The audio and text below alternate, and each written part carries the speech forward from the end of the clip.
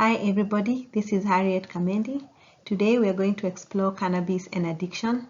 I hope to provide a basis for the use of cannabis in treating addiction. The information is intended for people struggling with addiction or for people with loved ones that struggle for addiction.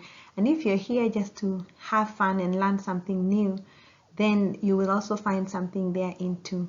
The information is useful for somebody who's trying to find a basis or a discussion point with their medical provider to find a path forward for treating their addiction. I hope you find this helpful. If you have questions, please feel free to leave them down below. I will answer them to the best of my ability. Please remember, I'm not a medical provider, I'm a scientist.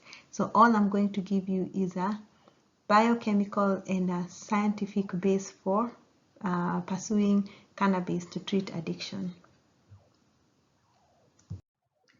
Drug abuse is a disease that afflicts vulnerable individuals of all colors, shapes, sizes, and creed, regardless of economic factors. Over the years, drug abuse has been inaccurately portrayed as a bad behavior that afflicts people with bad tendencies. And no doubt there are those few who take drugs for purely recreational purposes. However, in the last couple of years, there has been a concerted effort to rebrand addiction as a disease, and not just a disease, a relapsing disease. So, this slide illustrates the different facets of addiction, supports the current message that addiction is a disease that requires a second look and a very concerted effort to help individuals who live in this world. Addiction comes in many forms. Most of the times we assume that addiction is only that which is induced by substances that we ingest, such as drugs that induce sedation, hypnotics, anxiolytics, sleeping pills, opioids, alcohol, tobacco, cocaine, cannabis, especially varieties that contain high amounts of THC, amphetamines, hallucinogens, inhalants, such as gasoline and glue. Addiction also includes behavioral traits such as stealing, people who steal repeatedly, even with consequences such as jail in sight. Those are guys that probably are addicted to taking without permission. Hoarding, people who keep things for a long time and are unable to throw them out because they no longer need them. Shopping, there are people who go out and shop massively and just don't have use for the things they buy, but they continue to buy anyway. Exercising, people who love extreme sports, is considered a form of addiction. Sex and pornography, gambling, people lose all their life savings because of addiction to gambling. Playing computer games continuously without stopping for hours. Working, some people are addicted to working. Spiritual obsession, we all know that can become an obsession. Pain seeking, for example, by cutting yourself or whipping yourself, there are people who do that, and as well as food, eating uncontrollably. So from that information on the last two slides, we can deduce that addiction is a primary, chronic, and relapsing brain disease characterized by an individual pathologically pursuing reward and or relief by substance use and or other behaviors. The overall economic burden of addiction in the US exceeds $730 billion per year. Of this, $232 billion are used in providing direct health care. There are 20 million Americans that are addicted to one substance or another. These addicted individuals range in age from approximately 12 years old to the end of the lifespan. This number does not include 62 million smokers, so the price tag for smoking is not even included in the $730.5 billion per year. There are 2.6 million adults who use both alcohol and other illicit drugs. So they combine any drug out there that you can imagine, be it marijuana or cocaine or heroin with alcohol. 9.5 million people in 2011 reported driving under one drug of abuse. And in the same year, 5 million people were hospitalized in the emergency room for a drug-related issue. And of these 5 million, 100 people will die every day from drug overdoses. The burden of taking care of addiction exceeds the combined burden of the 5 leading causes of death in the United States. That's stroke at 34 billion, diabetes at 245 billion, hypertension at 40 billion, and cancer at $157 billion. So there are drugs that are available for treating addiction or for managing addiction, and most key components are, or the most characterized drugs of reversal drugs are for opioid addiction, which include naloxone, that is good for reversing intoxication. For reversing withdrawal, we have methadone, while for preventing relapse, we have methadone, buprenorphine, naloxone, and naltrexone. For sedatives, we can prevent overdoses by using flumazenil. And then we have alcohol, for which we only have a drug for decreasing relapse as well as for managing withdrawal symptoms, and those include naltrexone, disulfiram, and acamprosate, or benzodiazepines and anticonvulsant for removing withdrawal. For nicotine, to prevent withdrawal, we have replacement therapies as well as varenicline. And for preventing relapse, we have bupropion, varenicline, and nicotine replacement therapies. CB1 antagonists are used to prevent intoxication. They decrease craving, and they are also used to manage withdrawal symptoms. So what are factors that contribute to addiction? One of the most important factors that will contribute to addiction is genetic predisposition. These are factors that we cannot control because we are born with them, we own them. These include gender, the body's sensitivity to drugs, ethnicity, mental health disorders, mutations, and the other factors. This genetic predisposition accounts for almost 50% ability to become an addict. The other 50% is contributed by environmental factors. These include environmental triggers such as stress, trauma, including physical or sexual abuse, early exposure to drugs by family or by peers, the age at which you're introduced to these drugs, as well as the risk of being introduced to a highly addictive drug. Currently, there are no known factors that can predict addiction to drugs. So, when you show up to a doctor's office and he prescribes a drug, any drug, a sedative, a hypnotic, a tranquilizer, a sleeping aid, and you are vulnerable to that drug, there's a likelihood you could become addicted. Not everybody who takes a drug will become addicted, but if the right factors exist in the individual taking that particular drug, there will be an issue going forward. So far, we have no way of identifying who is at risk and who isn't. So why do we get addicted to drugs? On this slide, I would like to show you the various addiction pathways that exist in our brains. On the slide is the rat brain.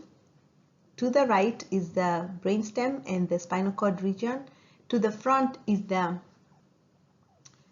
olfactory bulb and the prefrontal cortex. In rats, we have this olfactory bulb. In humans, we don't have it. We only have the prefrontal cortex. In this slide, the two regions I would like you to focus on are the ventral tegmental area and the nucleus accumbens. The ventral tegmental area is a brain region that contains neurons that synthesize dopamine. These dopamine neurons project from the VTA, or the ventrotegmental area, all the way into the nucleus accumbens right here. And when they are stimulated, they release dopamine into this region. Drugs that act in the VTA include heroin and all sorts of opiate drugs. That's your oxycodone, hydromorphone, morphine, etc., etc., as well as nicotine, the active ingredient in cigarettes. So they will stimulate the dopamine neurons in the VTA and release dopamine into the nucleus accumbens, resulting in a pleasurable sensation. On the other hand, we have drugs like cocaine that do not act in the VTA but act in the nucleus accumbens.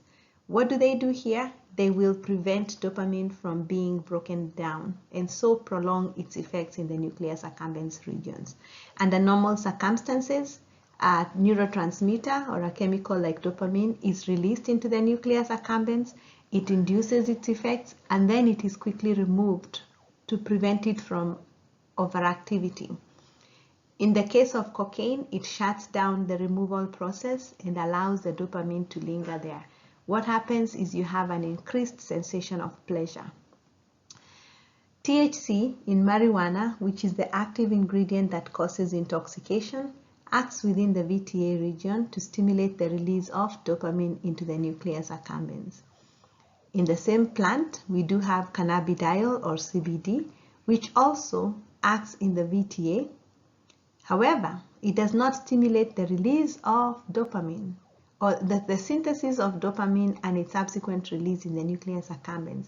What CBD does is it binds to the receptors but does not activate them. Therefore, it prevents the activation or the release of dopaminergic pathways downstream. So on this slide, I wanted to take a minute to summarize all the neurotransmitter or neurochemicals or chemicals synthesized by our bodies that are involved in addiction. Dopamine is key and king. It is the reason that we experience pleasure. It is activated directly by amphetamines, methamphetamine, LSD, and cocaine. Acetylcholine is also directly involved in addictive pathways, but only those of nicotine in cigarettes. Acetylcholine will stimulate the release of dopamine. Enkephalins and endorphins are opioids, and they are endogenous to our bodies, and their pathways are activated by heroin, morphine, oxy, and fentanyl. Enkephalins and endorphins act just like acetylcholine and stimulate dopamine release. GABA is inhibited by multiple pathways, but the most important that has been verified to date, the most important that has been verified is alcohol. Alcohol will inhibit GABA.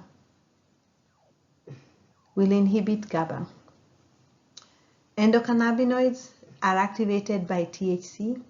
Only of the 100 chemicals in the marijuana plant, THC is one of the main ingredients and is the only one that induces, at least up to date, is the only one that we know that induces psychoactivity. Other neurotransmitters that are involved include serotonin and glutamate. And even though there is no direct activation of these pathways, they are involved in the regulation of addiction in multiple ways. Dopamine, the major contributor in addiction, has been further studied, and researchers have found that dopamine D2 receptors are decreased in the striatum of people suffering from various addictions when compared to controls. Patients with cocaine, meth, alcohol, and heroin exhibit the same low levels of dopamine D2 receptors in the striatum when compared to their normal controls. Sidestepping from our current discussion briefly, I put this slide in to show that the role of dopamine is not only in drug addiction, but people who are addicted to sugar also display low levels of dopamine in the striatum when compared to normal brain activity. This study was conducted at Princeton University, and when large quantities of sugar were ingested by animals, they displayed an activation of dopaminergic neurons that seemed to mirror that which was seen when people were taking drugs such as cocaine and heroin. Addiction and mental health disorders are paired together because people with mental health issues will try to self-medicate, especially when they cannot find a good treatment for their condition. So a dual diagnosis is normally issued for people who are co-experiencing both a mental health disorder or an alcohol and drug problem. This will include things like depression, anxiety, schizophrenia, bipolar personality disorders. In fact, going through school, my colleagues who studied depression and nicotine used to note that 99% of people who were depressed were smokers, suggesting that nicotine had some beneficial effects for people who were depressed. But going through it then, we were viewing nicotine as a treatment, possible treatment for depression. But thinking about it now in terms of addiction and somebody who's going through this in their life, they're not smoking because nicotine is a great product. They're smoking because nicotine tries to return them to a level of normalcy. And therefore, we have to think about them together.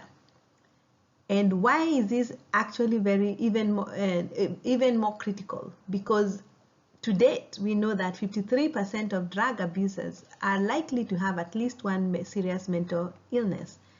Additionally, 50% of homeless adults and 72% of detainees with serious mental issues also have a co-occurring substance abuse disorder. Perhaps the most shocking is individuals in pain. Individuals in pain will also have a likelihood of becoming addicts.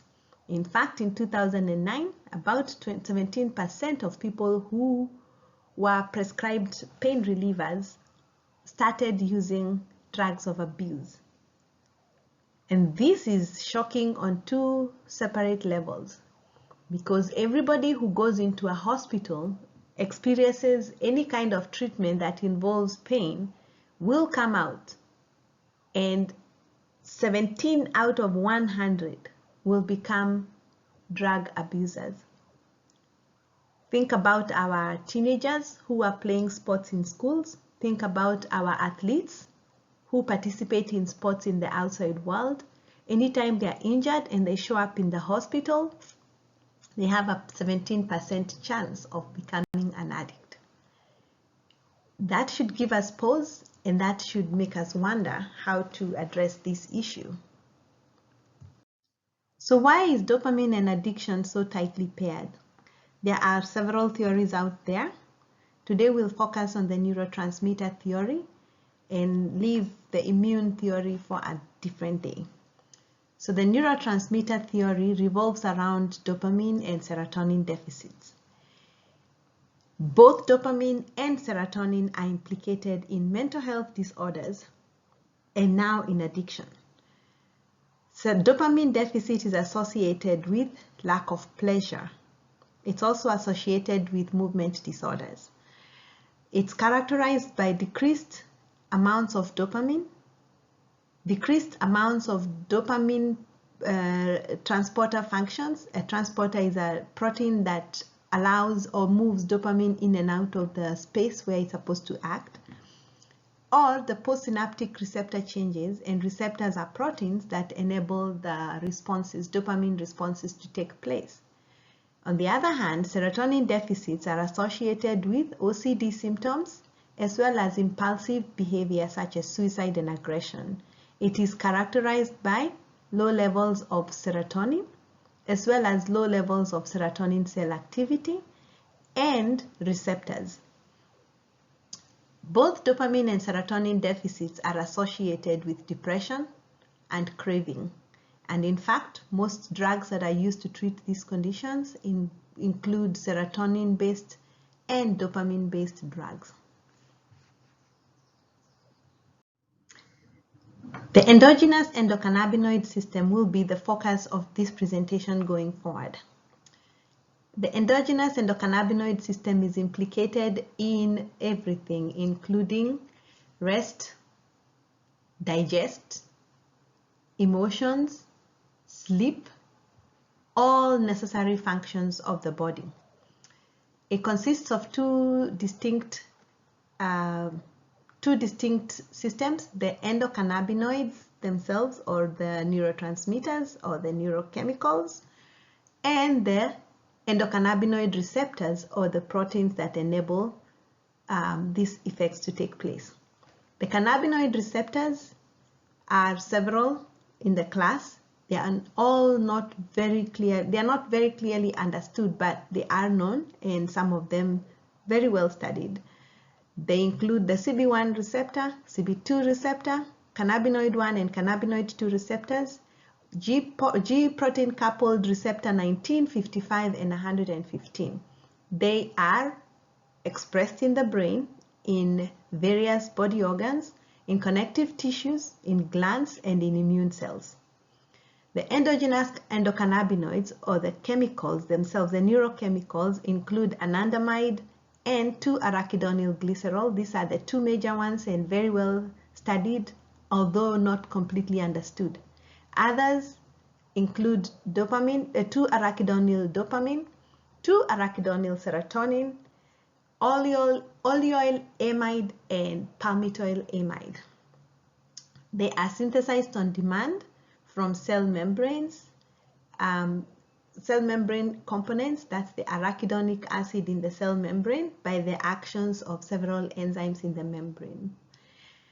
They have a local effect, so they are synthesized where they are needed on demand, and they don't last long, so their half-life is very short. They are degraded by specific enzymes in the body, anandamide by fatty acid amide hydrolase, FAAH, and arachidonyl acid by monoacylglycerol lipase, MAGL. These are not the only enzymes that metabolize these endocannabinoids. There are others, and we will visit that in a separate video. So let us shift our focus to the cannabis plant, which is commonly known as marijuana or hemp, depending on the content of cannabinoids that the plant has. Cannabis contains more than 100 cannabinoids and terpenes. The two major cannabinoids are delta-9-tetrahydrocannabinol, THC, and cannabidiol, CBD. The other cannabinoids are present, but very little is known about them.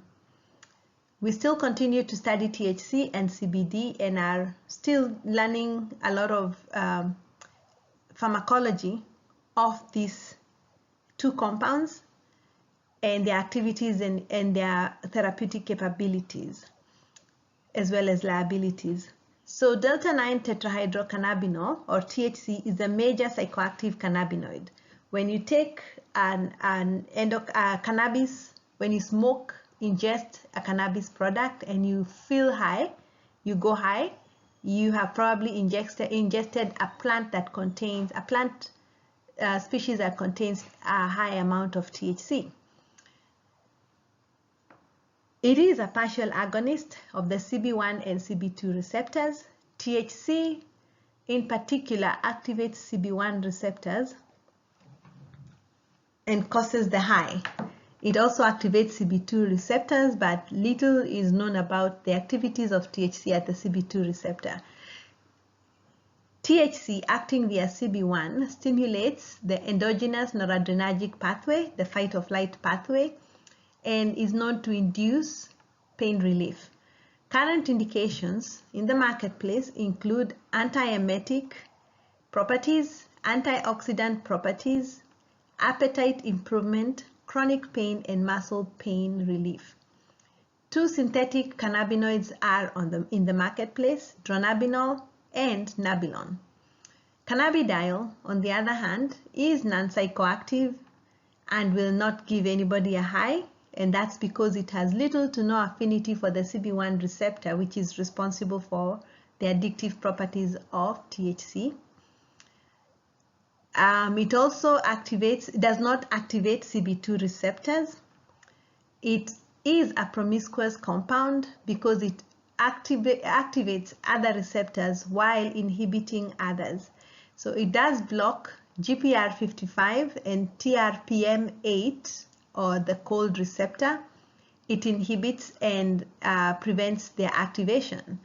On the other hand, it will activate serotonin 1A receptors, which are associated with anxiety, glycine receptors associated with pain, TRPA1 and TRPV1 receptors, which are also associated with pain.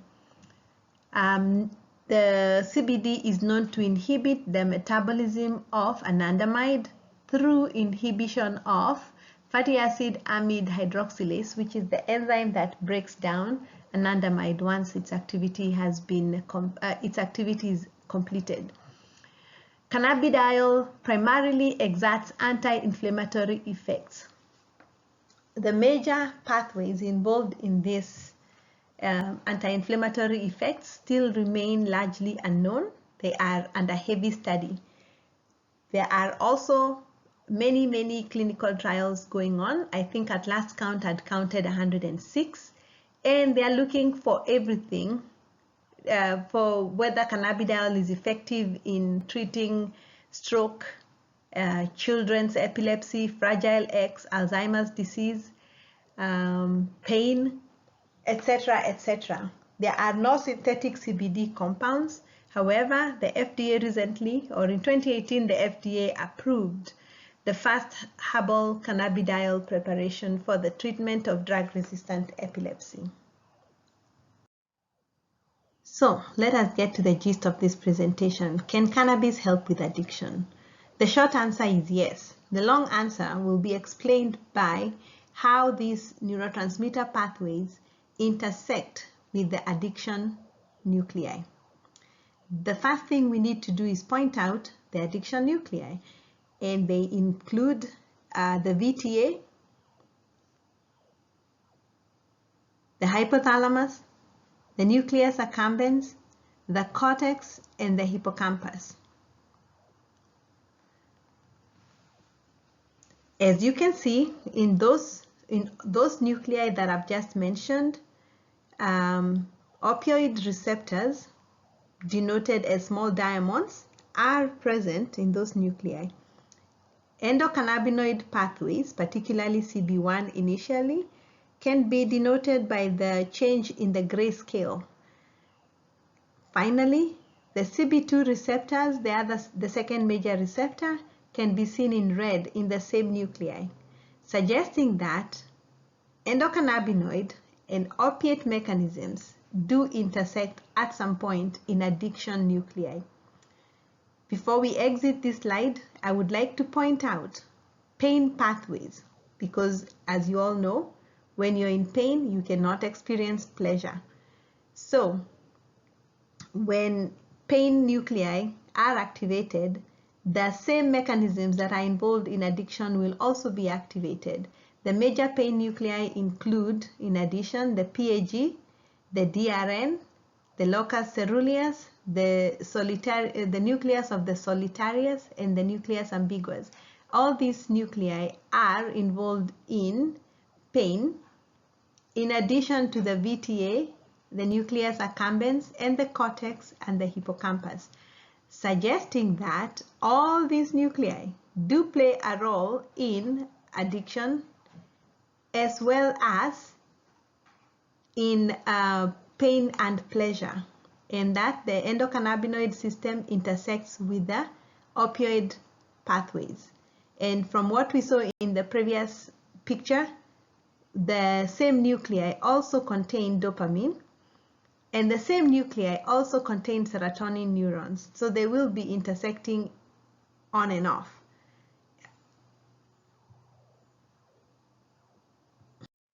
So how about historically? Cannabis has been used as a substitute for opiates, dating back from the late 1800s. It has also been used to treat delirium tremens, which is an alcohol withdrawal symptom. It's been used as a substitute for alcohol by the Indian government for fear that people would use alcohol instead. In the US, it was used to manage addiction and mental health disorders in individuals that were struggling with those two disorders. And more recently, it's been shown to decrease opioid mortality by more than 25%. And anecdotal evidence suggests that CBD can modulate ethanol, nicotine, and psychostimulant pathways, as well as endogenous hypocretin, dopamine, and adenosine systems, all of them key pathways that are involved in addiction and pain. Currently, the CBD is used in addiction clinics as a harm reduction tool, which suggests that when you ingest cannabis instead of harmful drugs, you might end up in a better place, or it will mitigate against the harsh effects of hardcore narcotics. Before the 1800s, the cannabis plant was associated with creating docile communities that did not go to war. In Africa particularly, people who ingested cannabis were known to be happy, albeit a little lazy, but nevertheless happy, and never went to war, and they settled their differences amicably. That's in South Africa and all the way up to the DRC Congo. In the Arab world, people who could not afford alcohol ingested cannabis to experience the same high that people who could afford alcohol were experiencing. Going back all the way into the Indian and the Chinese cultures, cannabis has been used forever as a treatment for pain and for treatment of mental health disorders such as anxiety. So, can cannabis help with addiction? It has been shown to historically help with managing the symptoms and effects of addiction. So let's take a look at the exact mechanisms that might help with addictive pathways. As far as opioids are concerned, functional cannabinoid 1 receptors are required in order for you to have any effects with heroin or morphine or oxycodone. And additionally, studies have already shown that if you knock out CB1 receptors in mice, they do not have any responses to opioid receptor activation. Additionally, you can initiate opioid responses by activating CB1 receptors, because CB1 and the opioid receptor form a heterodimer, before the activity can proceed. And the last but not least is that both receptors can be controlled with either activation of either in the nucleus accumbens, which, remember, is the nucleus that is primarily involved in addiction. It's a feel-good nucleus involved in addiction. In other studies, opioid receptors are required for opiate and alcohol rewarding effects. So in this case, we are suggesting that if you inhibit opioid receptors, you can mitigate against alcoholism. Then, if CB1 receptors and opioid receptors are acting in tandem, you can therefore shut down alcoholism using activation of CB1 receptors or inhibition of CB1 receptors. Additionally, mice that do not have a functional OPRM receptor or opioid receptor show reduced cocaine and alcohol addiction. What does that mean again? It means that because CB1 and opioid mu receptors form a heterodimer, you can use the CB1 receptor to shut down opioid and alcohol addiction. So in this case, we are suggesting that, yes, you can target the endocannabinoid system to shut down opioid addiction, alcohol addiction, cocaine addiction, and hopefully more types of addiction using these pathways. More specifically, preclinical and clinical studies have shown that CBD, cannabidiol, reduces craving and relapse in cocaine and opioid-dependent addicts. This is a study in human beings. And the guys that were part of this study, when given CBD, they did not crave cocaine or opioids or heroin. The people who ingest CBD also are likely to smoke less. I have a personal anecdotal story given to me by a client who used to smoke 2 packs of cigarettes a day. And when they started ingesting CBD, they dropped their intake from 2 packets a day all the way to 15 cigarettes a day, which was a huge drop for somebody who had been smoking for 35 years.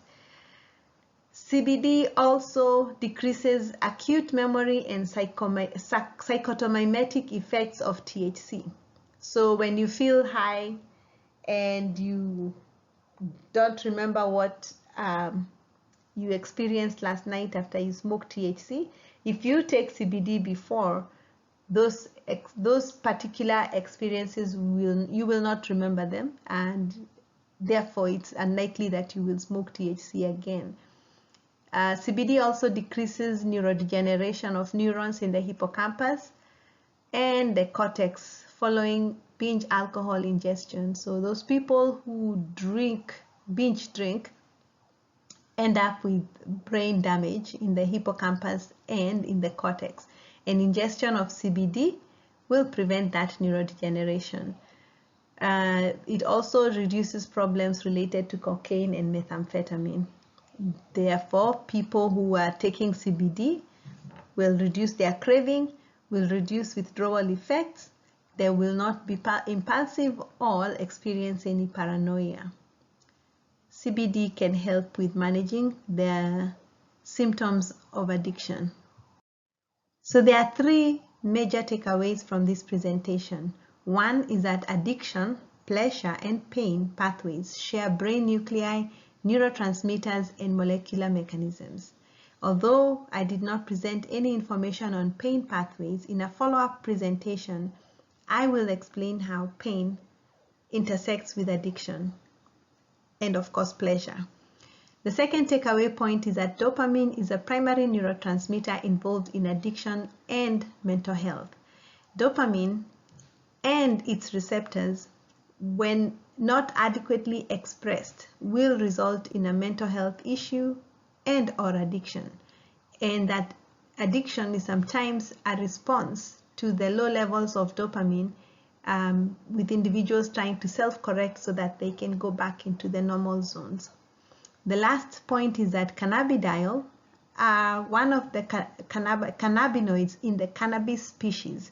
Doesn't matter whether it's marijuana or hemp. Through unknown mechanisms, can diminish nicotine, opioid, alcohol, cocaine, and meth craving. There is anecdotal evidence all over. The mechanisms remain unknown. However, in a future presentation, I will present how cannabidiol can impact addiction through activation of immune pathways. Till then, thank you very much for joining me. Thank you for hanging with me to the end. I hope to put up more presentations to explain the questions that will arise from this presentation. Please subscribe below so that you can know when we post new material. And I look forward to hearing from you. Leave comments below. I will try to address them the best I can. Thank you.